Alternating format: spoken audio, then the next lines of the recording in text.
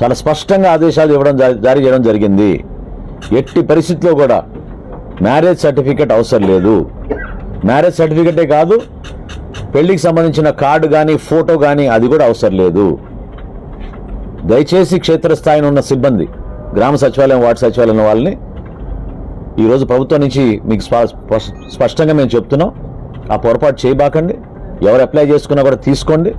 మీరు ఫిజికల్గా house visit వెళ్ళినప్పుడు అప్పుడు మీరు దాన్ని రీవెరిఫై చేసుకోవచ్చు తప్ప వాళ్ళని ఇన్సిస్ట్ చేసి వాళ్ళ దగ్గర మ్యారేజ్ సర్టిఫికెట్ కానీ, మ్యారేజ్ సంబంధించిన ఫోటో కానీ, పెళ్లి కార్డు కానీ అడగాల్సిన అవసరం లేదు. రెండో ప్రధాన అంశం, గతంలో ఎవరినైతే మీరు చేర్చగలుగుతారో కార్డులో 15 సంవత్సరాలకే పరిమితమైంది. 15 కానీ 15 సంవత్సరాల లోపు కానీ అది కూడా సవరించాం. వయసుతో సంబంధం లేదు. ఇప్పుడు ఏ వయసు అయినా సరే